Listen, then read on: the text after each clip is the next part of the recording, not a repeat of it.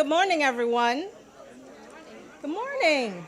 Good morning, good morning, good morning. Welcome to Homecoming Sunday at the Unitarian Universalist congregation at Shelter Rock.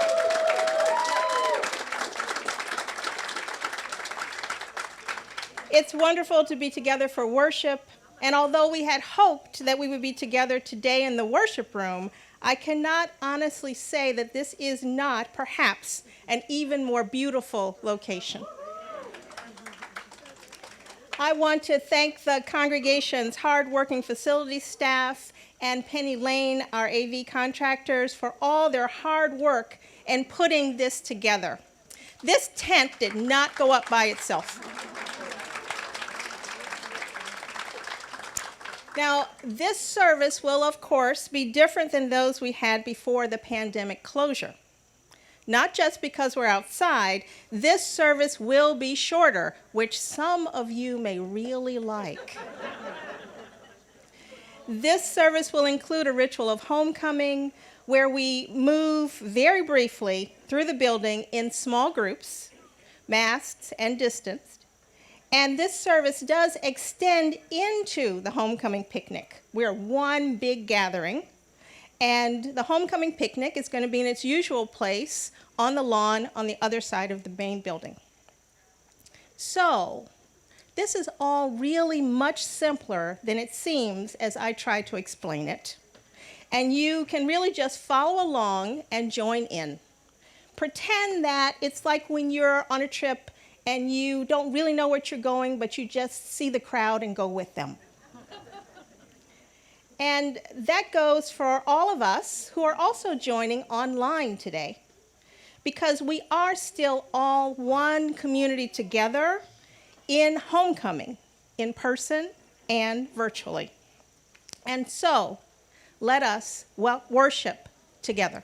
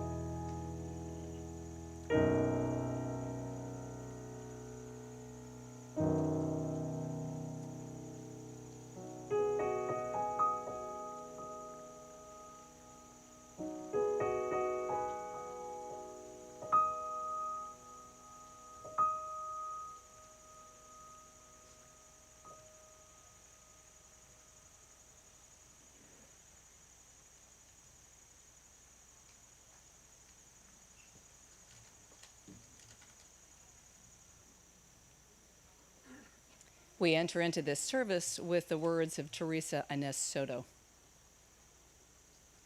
In this community, we hold hope close. We don't always know what comes next, but that cannot dissuade us. We don't always know just what to do, but that will not mean that we are lost in the wilderness. We rely on the certainty beneath, the foundation of our values and ethics. We are the people who return to love like a North Star and to the truth that we are greater together than we are alone. Our hope does not live in some glimmer of an indistinct future. Rather, we know the way to the world of which we dream, and by covenant and movement forward of one right action and the next, we know that one day we will arrive at our home.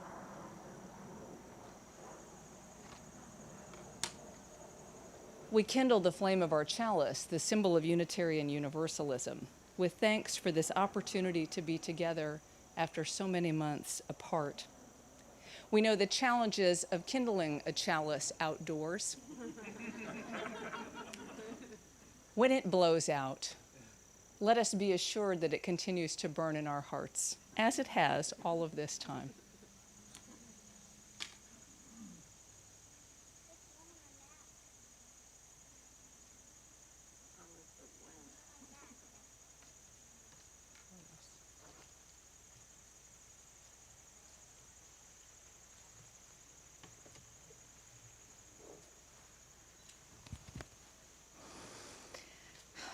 It's so good to see you, and hello to those at home. This congregation's words of affirmation express the purpose and intention for our gathering as a loving religious community. Many here and online know the words by heart, and many do not. To keep us all together as one community, we'll do this as call and response. I'll say a line, you repeat it. Love is the doctrine of this congregation. Love is the doctrine of this congregation. The quest of truth is its sacrament. The quest of truth is its sacrament. And service is its prayer. And service is its prayer. To dwell together in peace. To dwell together in peace. To seek knowledge in freedom. To seek knowledge in freedom. To serve human need. This do we affirm and covenant with each other. This do we affirm and covenant with each other.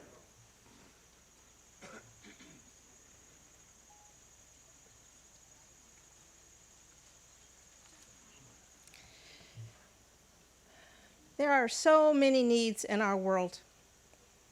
Haiti is still recovering from a terrible earthquake. There are enormous fires in the American West, hurricanes and floods from the Gulf Coast to the basements of our own friends and neighbors. And still, we are in the midst of a pandemic. And still, we as a community continue to stand together to find ways to support the needs of those both distant and near. We know that suffering is ever present, but so is love and hope, and so is our ability to make a difference in the world. Today, we are taking a special collection for the organization Upholding Humanity, an interfaith organization working to support Afghan refugees who will be coming to Long Island. It is believed that somewhere between 600 and 900 Afghan refugees will come to New York. This organization has members which include the Long Island Islamic Center, the Evangelical Lutheran Church, the Episcopal Diocese, the Ethical Humanist Society of Long Island, and a number of Jewish congregations, including the Reconstructionist Synagogue, which is housed in UUCSR's former location on Plan Dome Road. We join with these groups in making an effort to ease the incoming, the homecoming of these new refugees here on our island. So today, we are not passing the plate, not an actual plate.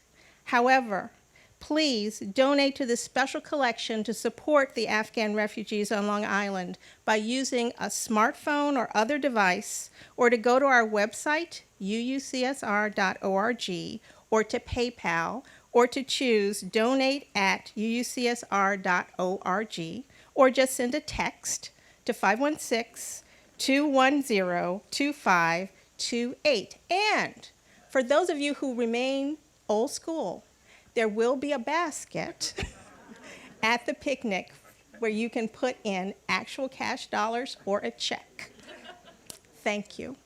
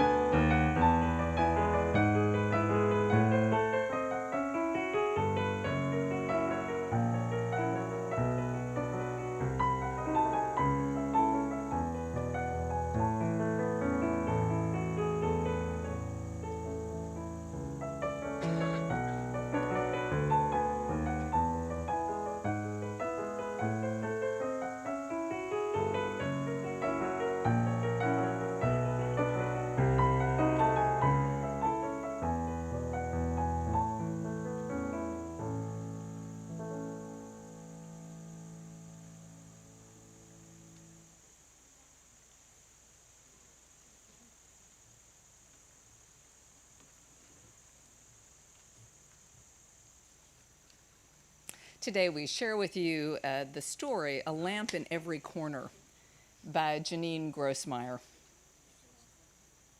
Many years ago, in the land of Transylvania, in a mountain village watered by quick rushing streams and shadowed by great forests of beech trees, there was a village of small wooden houses with dark shingled roofs. The people in the village were of the Unitarian religion, and they wanted a place of their own to worship. They dreamed of having a church set on the hillside, keeping watch over the village as a loving parent watches over their sleeping child. So all of the people of the village labored long and hard to build themselves this church.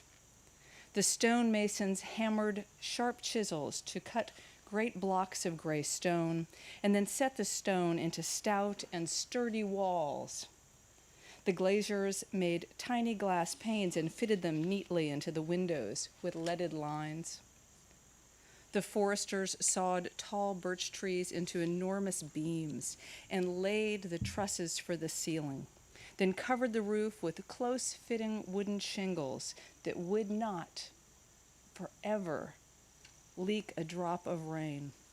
The carpenters carved wood for the pair of wide opening doors, setting them on strong pegs so that the doors hung straight and square, ready to admit all who would arrive. A bell was brought from a faraway city and then hoisted by ropes with a heave and a hoe to the top of that tower. The weavers wove fine cloths for the altar table, cloths embroidered with flowers and edged with lace. And the smiths hammered black iron into tall lampstands and hammered thin bronze into shining oil lamps. Finally, when the building of the church was finished, the painting of the church could begin. The painters mixed bright colors, royal red and shimmering gold and brilliant blue, and everyone in the village, all of the people of all ages, old and young, came to decorate their church. They painted flowers, they painted trees, they painted designs around the windows and different designs around the doors. And that is you.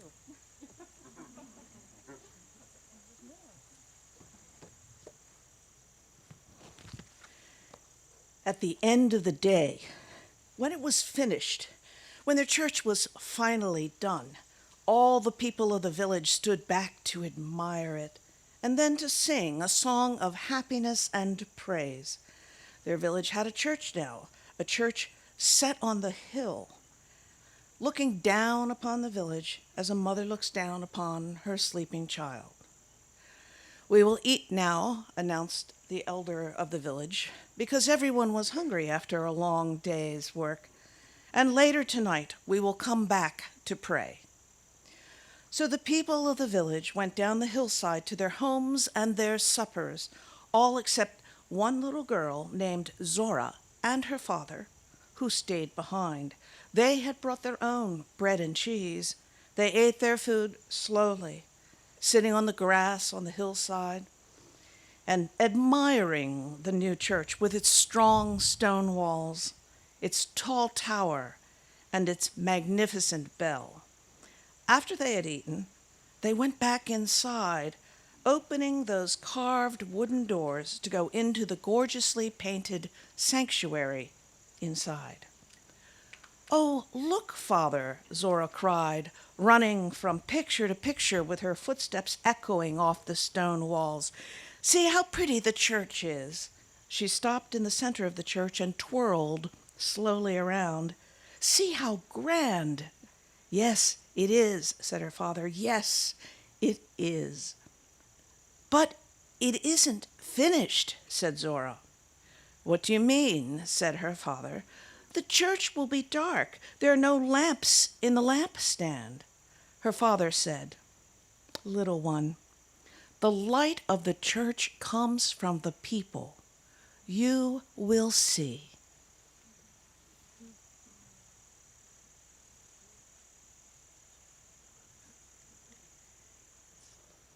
Zora's father rang the bell to call the people to worship. He took his daughter's hand and he led her outside.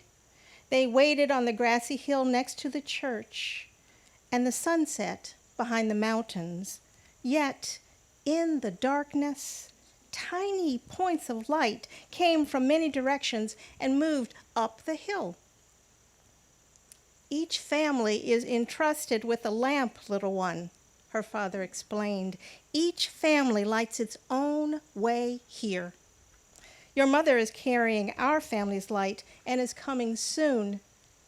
The many lights moved closer together and gathered into one moving stream, headed the same way, growing larger and brighter. And soon the church itself was ablaze with light in every corner. All through worship, Zora watched the light. The light of the church comes from the people. But also, the people take their light from the church. And we have that light every day, even when we are not here, even when we are not in a building. Even when the lamp is not lit, we carry the light of truth in our minds and the flame of love in our hearts. The light of truth and love will never go out. Never, never.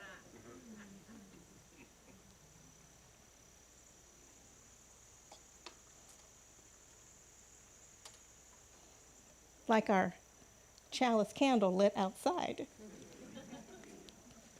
Miracles abound.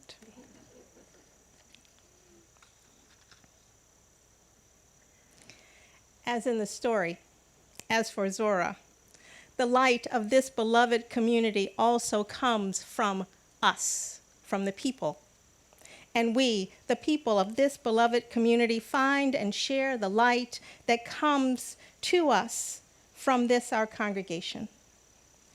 In a moment, after our closing words, we'll symbolize what we hope for this community by choosing an inspiration stone, a stone which symbolizes our hope, individually and as a community. Now, you will find these stones all over the place on tables. Feel free to gather one that speaks to you. I will invite those in the first 10 or so rows to follow me out. We'll travel by this path, turning briefly from the art gallery into the worship room, where you'll have an opportunity to gather stones and to say hello to the space you've been missing. And then we'll go out the lobby and into the picnic area. Stephen will lead the choir around the outside of the building. Jennifer will lead the next group, and then Jay the last group. Anyone who prefers to follow the accessibility route through the building using the elevator or to go back to their cars and drive around, you should leave with the first group right after the closing words so that you have more time. Anyone who feels they need more time, please leave with the first group. And as I said, you may go down the elevator or drive around. That's fine. There are inspiration stones no matter which path you travel. And if you're joining us online, feel free to take part in this ritual also by putting a word of hope in the chat on Zoom or by sending an email to ministryteam@uucsr.org, and we'll share your thoughts, your hopes as well. And now, our closing words.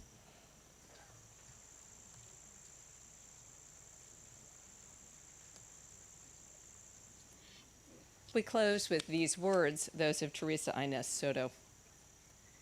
Where is life sending you? Go where your heart pulls you. Catch up to that insistent call, to the thing that waits for you, the soft place where your talent can rest and your joy bubble up.